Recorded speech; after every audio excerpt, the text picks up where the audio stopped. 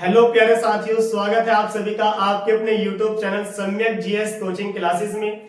और आज की जो क्लास है, जैसा कि हमने कल आपसे वादा किया था कि कल की क्लास में हम एक नया टॉपिक के ऊपर विचार विमर्श करेंगे। और आज का जो टॉपिक है हमारा वो क्या है, राज्य पुनर्गठन अधिनियम 1956।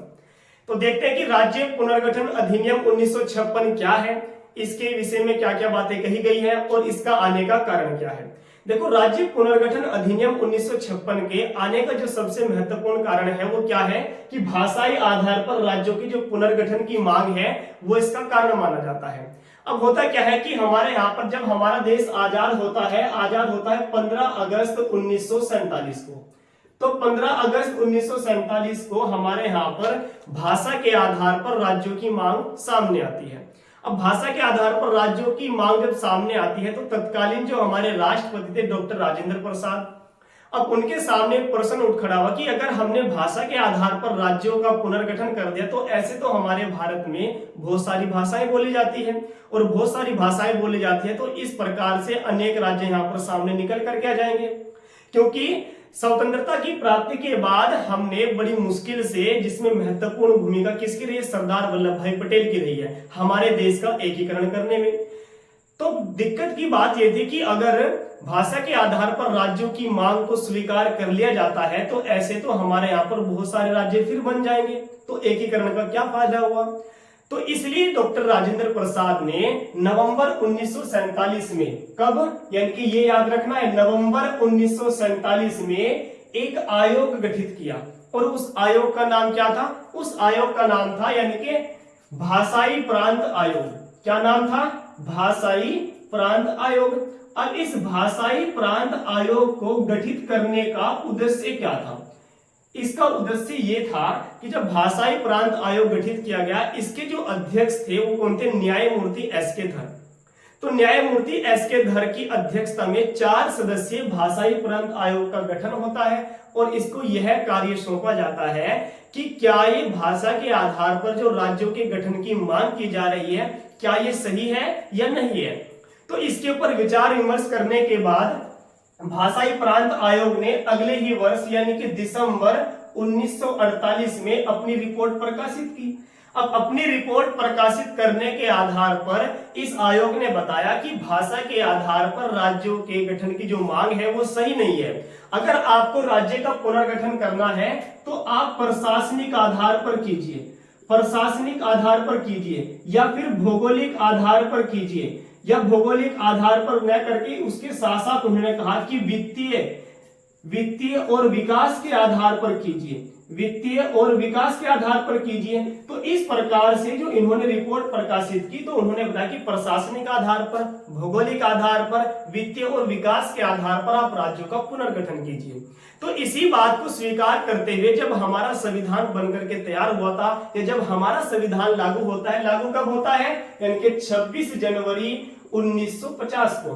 तो जब हमारा संविधान बनकर के तैयार होता है और लागू होता है, तो लागू होते ही क्या होता है, तो हमने अपने संविधान में जो राज्यों को रखा है, तो राज्यों को हमने रखा है कैसे, यानी कि ए कैटेगरी के राज्य, बी कैटेगरी के राज्य, सी कैटेगरी के राज्य और डी कैटेगरी के राज्य। हमने अपने संविधान में, यानी कि मूल संविधान की बात मैं यहाँ पर कर रहा हूँ, मूल संविधान की बात मैं कर रहा हूँ कि जब हमारा संविधान लागू हुआ था उस समय हमारे यहाँ पर जो राज्यों की स्थिति थी वो क्या थी, यानी कि ए कैटेगरी के राज्य, बी कैटेगरी के, सी कैटेगरी के और डी कैटेगरी के। यानी कि उस समय हमारे यहाँ पर राज्य और केंद्र शासित प्रदेश नहीं थे।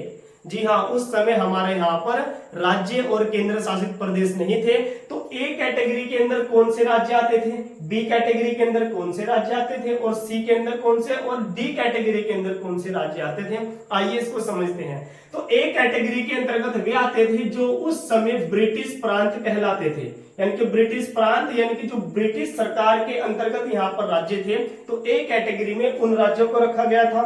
बी कैटेगरी में जो यहाँ पर बड़ी बड़ी रियासतें थी, जो बड़ी बड़ी रियासतें थी उनको रखा गया था। और सी कैटेगरी में यहाँ पर किनको रखा गया था, जो छोटी रियासतें थी, छोटी रियासतों को किस में रखा गया था, सी कैटेगरी में रखा हुआ था। और डी कैटेगरी में मात्र एक ही राज्य था जिसका नाम क्या था, अंडमान निकोबार द्वीप समूह। क्या था, अंडमान निकोबार द्वीप समूह, ये हमारे यहाँ पर एक राज्य इसमें था। तो इस प्रकार से हमारे संविधान में क्या प्रावधान था, A category, B category, C category और डी कैटेगरी के राज्य हमारे यहाँ पर सामने आते थे।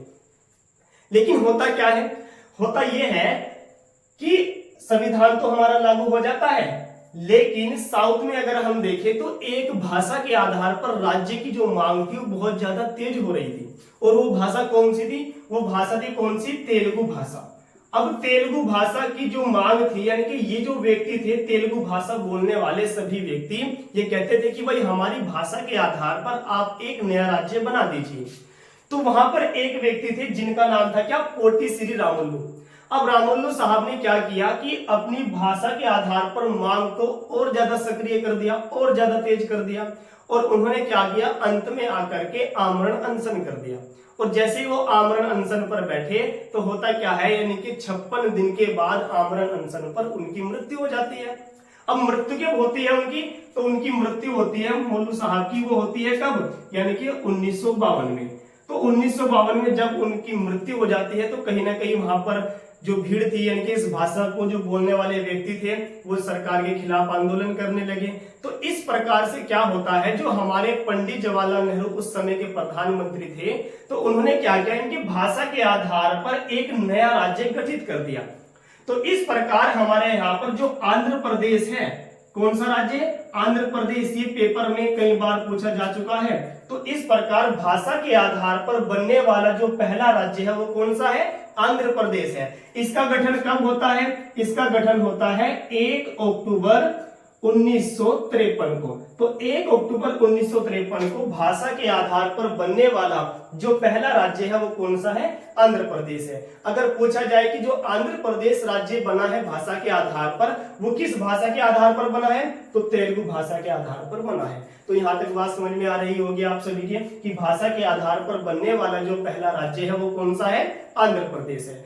अब दिक्कत यह आती है कि जैसे ही पहला राज्य बना तेलुगु भाषा के आधार पर, तो ऐसे तो जो और भी भाषा के आधार पर जो मांग कर रहे थे राज्य, अब वो भी उठने लगे सामने कि भाई जब आपने आंध्र प्रदेश को बना दिया भाषा के आधार पर, फिर तो आप हमारा राज्य भी बनाइए, तो हमें भी। तो उसके बाद क्या होता है, अब फिर ये प्रश्न सामने आ गया सरकार की कि भाई बड़ी मुश्किल से तो उनको रोका था, अब ये फिर प्रश्न फिर आ गया। तो ऐसी दशा में क्या हुआ, 1953 में ही, कब, यानी कि 1953 में ही एक हमारे यहाँ पर न्यायमूर्ति थे, उन न्यायमूर्ति का नाम क्या था, उन न्यायमूर्ति का नाम था क्या, फजल अली।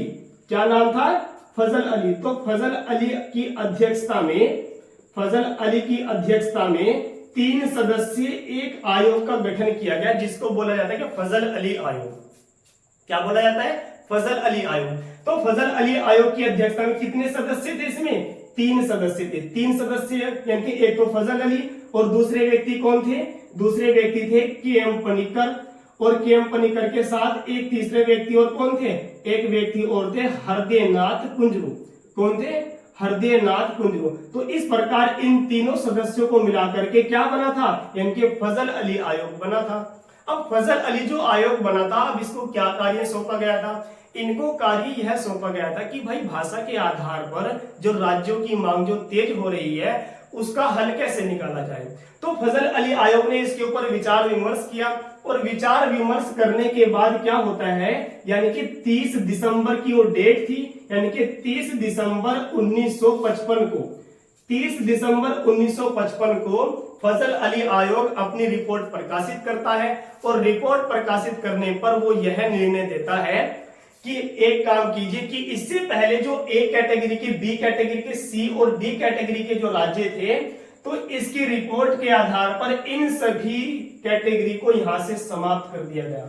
और समाप्त करने के बाद यानी कि अगले ही वर्ष, यानी कि कब, 1956 में, तो 1956 में जैसे ही रिपोर्ट प्रकाशित होती है तो इन कैटेगरी के आधार पर हमारे यहाँ पर, तो इसी के आधार पर जो हमारे राज्य थे वो कितने थे, जो हमारे राज्य थे उस समय वो थे 14 राज्य, और जो हमारे केंद्र शासित प्रदेश थे, तो केंद्र शासित प्रदेश कितने बने हमारे, 6 केंद्र शासित प्रदेश।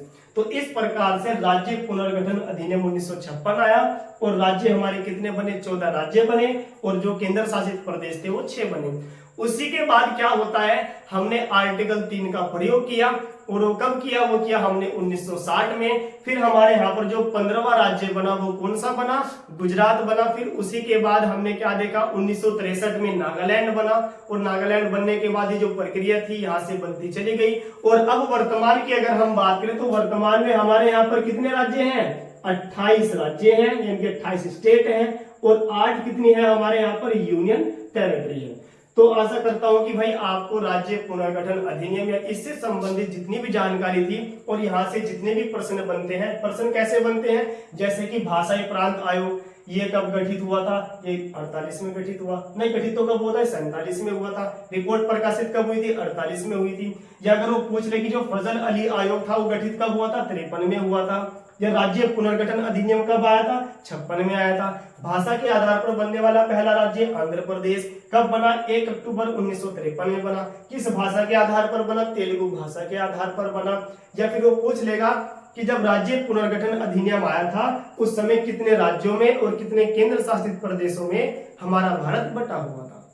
ठीक है, तो आशा करता हूं कि वीडियो आपको पसंद आएगी, और पसंद आती है तो इस चैनल को लाइक और सब्सक्राइब जरूर कीजिए, और ज्यादा से ज्यादा अपने साथियों के साथ इसको शेयर कीजिए। थैंक यू, धन्यवाद।